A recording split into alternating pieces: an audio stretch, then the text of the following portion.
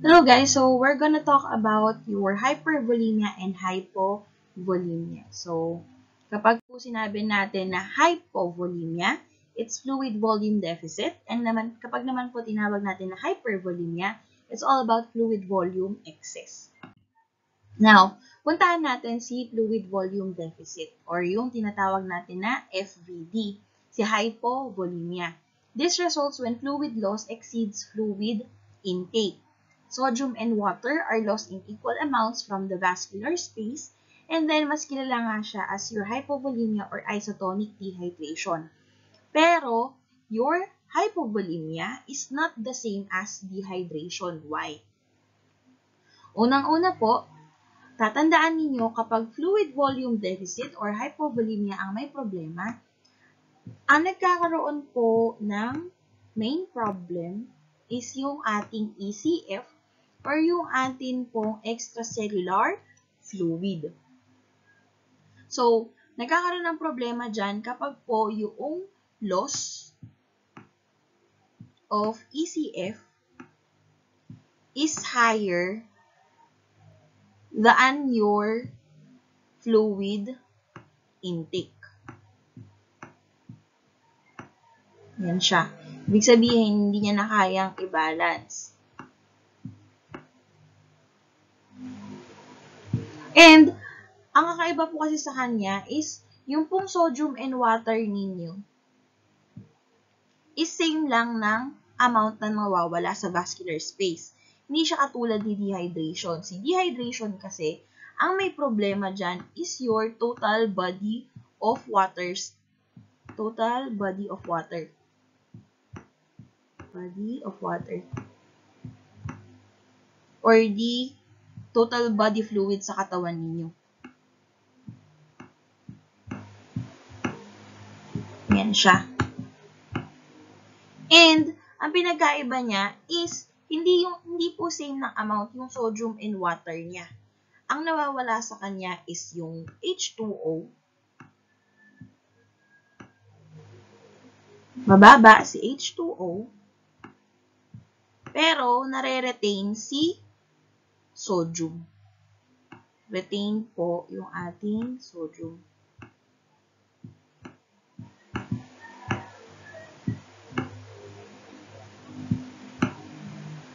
Yan siya. Now, ano po ba yung mga nagkukos ng ating hypovolemia? So, una is the decreased intake or poor appetite po. Kapag prolong po kasi na mababa yung intake ng pasyente ninyo, yan, it causes hypovolemia. And then, drugs that affects fluid and electrolytes. Ano yung mga yan? Yung ating tinatawag na diuretics. Yan. Diuretics. So, pampaihi, pampalabas yan ng ating mga fluid. And then, diuresis or yung ihi ng ihi. Nakakalimutan na niyang kumain or uminom. And then, poor response to fluid changes. Tapos, yung may mga nilalabas. Like, for example, vomiting.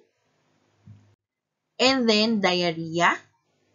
Tapos, yung GI suction ninyo, yung meron pong tinatanggal, dinadrain, ganyan, sa loob. May nilalabas kayo.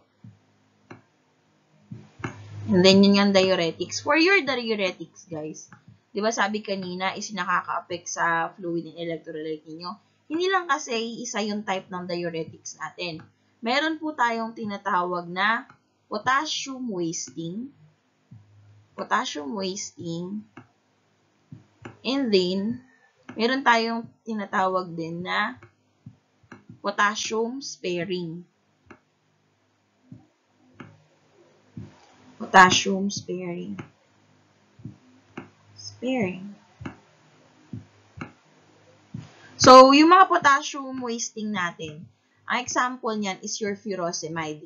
Si furosemide kasi, tinatapon niya yung potassium niya, wala siyang pakialam doon. Basta yung electrolytes na yon, nilalabas din niya sa katawan niya. While yung mga potassium sparing naman natin, like, I think, aldactone, yan, aldactone, yan naman yung minimake sure niya na umiihi pa rin at ilalabas ng pasyente yung fluid, Pero yung potassium na electrolyte, nag-i-stay po sa katawan ng pasyente ninyo. So, impaired swallowing. Bakit nasama si impaired swallowing? Dahil kapag hirap kayo na lumunok, syempre, di ba, gugustuhin niyo po bang kumain or uminom? Nasasaktan kayo. And then, tube feeding. So, pag hindi po kayang kumain via mouth ng pasyente ninyo or may problema sa mouth, ang ginagawa natin is nilalagyan po natin ng NGT or nasogastric tube ng pasyente at doon tayo nagpapakain. So, kadalasan yung mga pinapakain natin doon is more on fluids. So, para siyang, tinitimpla kasi siya ng dietitian natin para siyang gatas. So, may specific yun na gatas na binibigay depende sa condition ng pasyente nyo. For example, kapag yung pasyente nyo po may kidney disorder, iba yung feedings niya or yung pinapakain sa kanya. Tapos, iba din kapag may diabetes. And then, fever. So, di ba kapag may fever kayo, may diaphoresis, talagang lumalabas yung mga sweat-sweat ninyo. O kaya kapag increase talaga yung temperature. So, yung sweat ninyo, this is known as your sensible losses. Yan siya. Next is yung laxative natin, pampadumi. Kapag po may bleeding, syempre, di ba, may lumalabas sa inyo. So, naapektuhan nun yung inyong ECF. And then, yung third spacing, yung diniscuss po natin sa intro. So, dito mo po pumupunta yung fluid po na hindi nakaka-apekto doon sa continual changes ni ICF and ECF. So, kay third space siya. Or dun sa fluid shifting natin. Now, signs and symptoms po natin is acute weight loss and then decrease yung skin turgor niya or tenting. So, kapag sinabing tenting, guys, kapag dehydrated yung pasyente ninyo, itatry ninyo na ipindutin, magbigay kayo ng onting pressure kahit kunyari sa arms, pindutin ninyo yung skin ng pasyente ninyo, tapos mabagal yung pagbalik noong kanyang skin sa normal niyang itsura. And then, postural hypotension or orthostatic hypotension. Tapos, increase yung urine-specific gravity. Bakit increase yung urine-specific gravity ng pasyente ninyo? It's because po, ang nangyayari kasi is, this is in relation doon sa attempt ng kidney ninyo na mag-conserve ng water. And then, signs and symptoms pa din is weak and rapid pulse. Huwag kayong malilito dito ha. Kasi sa kay hyper is meron ding tachycardia. Ang pinagkaiba nila is ito po. Weak si hypovolemia. Kapag kinapa mo siya, medyo mahina yung pintig ng puso. Tapos cool extremities. Then, dry po yung mucous membrane niya because of the decreased ECF and decrease din po yung BP ng pasyente ninyo. Tapos, decrease yung peripheral pulses. Ano yung mga peripheral pulses natin? Yan yung mga pulse sites po na in your extremities. Like, for example, yung radial pulse ninyo, tapos yung mga pulso ninyo sa paa, yan mga yan. Oliguria, ito naman yung less yung urine na iniihi ng pasyente. So, di ba dapat 30 to 60 ml per hour yung iniihi dapat ng isang normal na tao? Sa kanya, kapag oligurig ang pasyente, less than 20 ml per hour. And then, decreased vascularity in the neck and hands. So, yung vascularity, guys, kapag tinignan niyo yung kamay ninyo, yung nakikita niyo yung protrusion ng mga veins ninyo. So, kapag hypovolemic ang pasyente, decreased yun. And then, decrease din ang CVP and increase ang respiratory rate for compensation ng body. So, punta tayo kay diagnostic test and treatments. So, laboratory testing for FVD includes yung serum electrolytes natin. Why? Ang binabantayan nyo po kasi dyan is yung ating sodium and potassium. So, it may change. Yan siya. And then, si hematocrit po, tumataas. Tumataas ang hematocrit ninyo dahil ang ating plasma level ay bumababa. Saan na nga makikita si plasma? Saan makikita si plasma? Sa inyong ECF. Specifically kay intravascular. Siya yung 3 liters, di ba? Out of 6 liters na intravascular. So, yan siya. 3 liters. Bagsak yan. And then, urine specific gravity nga. So, yung pag-attempt ulit ng kidney ninyo. Then, treatment po is oral or IV fluid replacement. Tapos, if it's due to hemorrhage or blood loss, syempre, magkakaroon po tayo ng blood transfusion. And then, another complication po niya is shock. So, kapag may shock, ang tatandaan nyo lang dyan is hypotachytachy, hypotension, tachycardia, and tachypnea. Tapos, poor organ perfusion. Itong poor organ perfusion na to, ang sinasabi niya dyan is your kidney.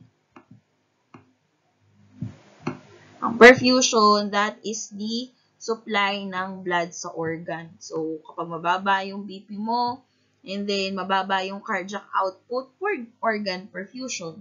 So, bakit nagkakaroon ng mababang cardiac output? It's because mababa ang meron tayong hypovolemia. Yan siya. So, kapag nagka-problema si kidney, sama-sama na yan, nagkakaroon tayo ng necrosis and renal failure. Tuloy-tuloy siya. Tapos, kapag po meron tayong poor organ perfusion at sinimulan kay kidney, magkakaroon tayo ng multi-organ dysfunction.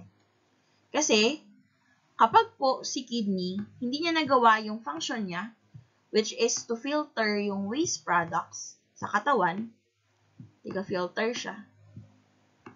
Kapag hindi niya yan na-filter, mag-i-stay lang sa katawan niya yung toxic and waste products sa katawan niyo. Parang naging basurahan si body. So, it can lead to multi-organ dysfunction. And dahil kulang yung oxygen, blood-rich oxygen supply sa katawan, so, another factor na magkaroon ng multi-organ dysfunction. And decreased cardiac output due to hypovolemia.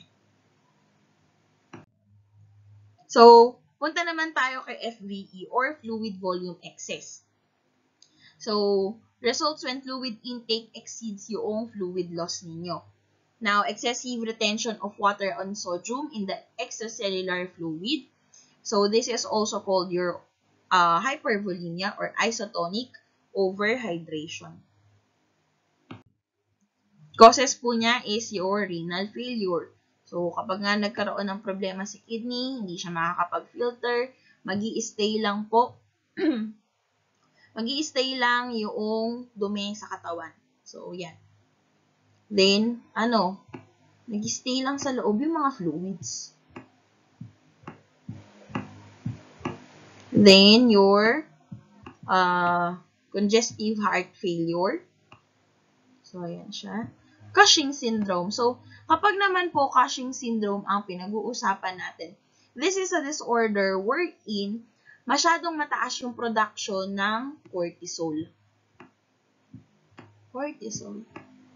So, si cortisol ninyo, this is also known as your stress hormone. Yan siya. Kaso, ang ginagawa kasi ni cortisol, para siyang si aldosterone. Nagre-retain siya ng fluid. It promotes retention po ng fluid sa katawan. And then, kapag po excessive yung sodium ninyo via IV or kunyari normal saline ninyo or lactated dringers, or kapag naman sa pagkain, always remember na si sodium, it always attracts si water. Kung nasaan si sodium, pupuntahan yon ni water. Kaya pansinin niyo kapag kumakain kayo ng maalat, gusto ninyong uminom lagi ng tubig. Tapos, blood product administration kapag nasobrahan kayo sa blood transfusion. And then, increase yung antidiuretic hormone. So, si antidiuretic hormone, ang sasabihin po kasi niya is, oy, wag kang umihi ng umihi. Ang gagawin natin, i-retain natin yung fluid sa katawan. Yan siya. Retain ulit yung fluid ninyo.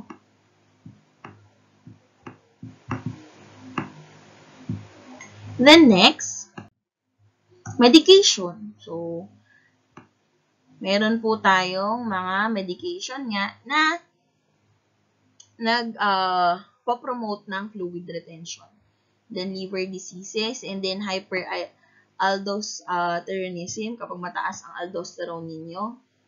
So, si aldosterone naman, ang ginagawa niya is nire-retain niya si sodium. Tapos, ngayon, itong si sodium, i-attracts niya si water. And then, kapag naman po burn treatment. Now, kapag po kasi meron tayong sugat or sa burns, nagkakaroon tayo ng severe translocation ng fluids. Severe translocation. Translocation. Ibig sabihin, lumilipat yung fluid ninyo. So, balikan natin yung discussion for the intro. Ito, si blood vessel. Ito si cell. Ayan si cell. So, ito ICF. Ayan, ICF. ICF.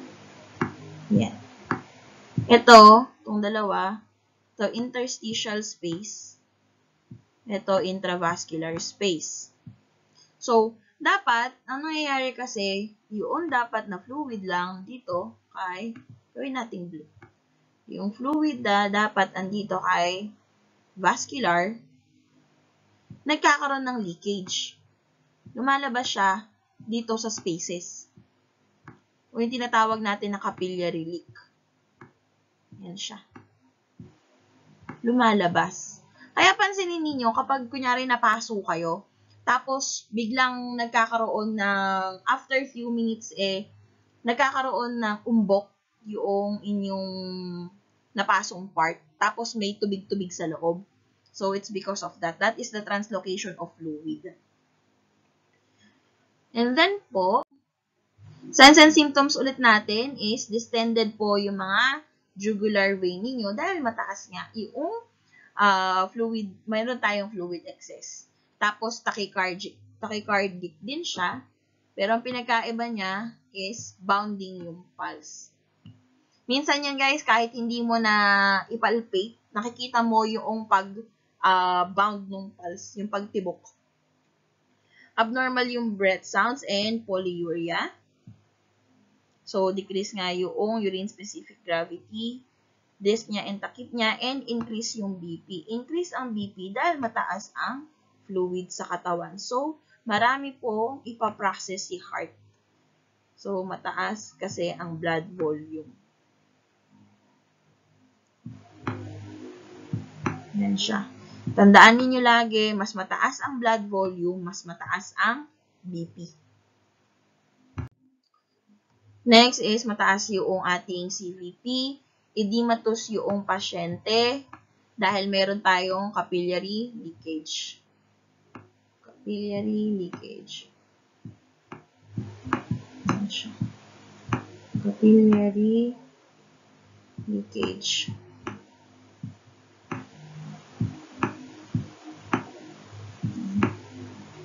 Then, may productive cup po tayo. And then, weight gain. So, yan. Serum electrolytes po, chine-check natin for our diagnostic test. Yung sodium and potassium nyo ulit yan. So, for your BUN and creatinine, kapag po meron tayong hypervolemia, decrease yung both. So, dinidilute kasi ni fluid yung ating creatinine. And then, kapag chest x-ray po, ang titingnan nyo dyan is kung enlarged pa yung heart ninyo. Kasi kapag enlarged yan, it means meron tayong congestive heart failure. So, treatment po, you need to treat the cause. Ano ba yung cause noong hypervolemia? Kadalasan dyan, it's because of increased sodium.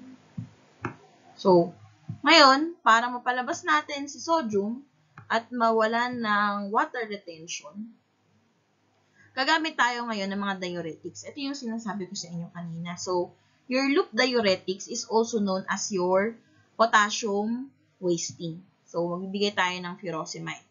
And then, yun namang ating potassium sparing is yung aldactone natin or spironolactone. And then, dito kasi kay loop diuretics, wala siyang pinipili. Ilalabas niya lahat para bumaba yung fluid volume sa katawan ninyo. Pero dito kay potassium sparing, iniiwanan niya si potassium sa loob ng body. And then, dietary sodium restriction. Yan siya. Huwag kayong masyadong mahilig sa mga maaalat. Like for example, chichirya, yung mga yan. Kadalasan yan, chichirya. And then, yung mga nagbo-boarding house. So, dahil walang time na magluto, o kaya tinatamad na, ang laging pagkain, delata, o kaya is cup noodles. So, yan. Napakataas ng sodium ng mga yan. Pati yung mga hotdog ninyo. So, complications din po natin is congestive heart failure dahil na-retain lang yung fluid sa katawan, and then pulmonary edema. So, kapag kasi meron tama na yung puso ninyo, ano na yung susunod?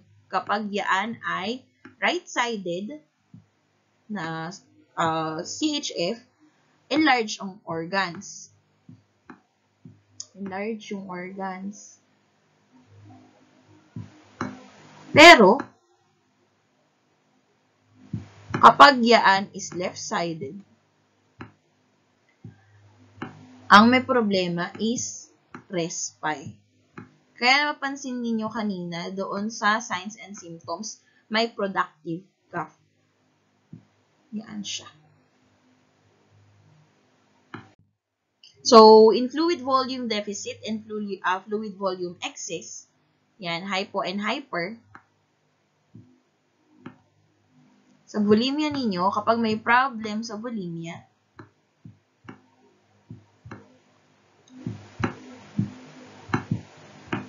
the osmolarity and serum sodium are not affected as the client loses fluid and sodium proportionately. So, same ng amount lagi yung nawawala. Equal sila.